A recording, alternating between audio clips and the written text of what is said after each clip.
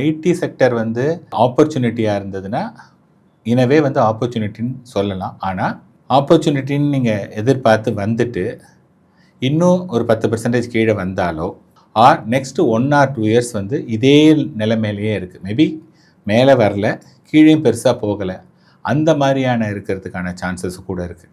அதனால் நிறைய பேர் என்ன சொல்கிறாங்கன்னா, இன்றைக்கி வந்து அதில் ஒரு கிளாரிட்டியே இல்லை, என்ன ஆகும் என்னங்கிறது தெரியல. அந்த மாதிரியான சமயத்தில் எவ்வளவு நாள் நம்ம வந்து அங்கே வெயிட் பண்ணணும் அப்படிங்கிறதும் தெரியலைங்கிறதுனால பெட்டர் அதை வந்து தொட வேண்டாம் அப்படிங்கிறது நிறைய பேருடைய கருத்து இருக்குது. இன்ஃபேக்ட் நாங்கள் வந்து மியூச்சுவல் ஃபண்டை மேனேஜ் பண்ணக்கூடிய இந்த ஃபண்ட் மேனேஜர்ஸோடு கேட்கும்போது நிறைய பேர் என்ன சொல்கிறாங்கன்னா, ஐடி வந்து விழுந்திருக்குன்னு, there is no doubt, IT இல்லாமல் எதுவுமே கிடையாது, ஃப்யூச்சர் வந்து ஆல் செட் அண்ட் டன் எல்லாமே ஐடியுடைய இது தான். அப்படிங்கும்போது டெஃபினட்டாக ஐடி வந்து நாளைக்கு இல்லாமல் போயிடாது.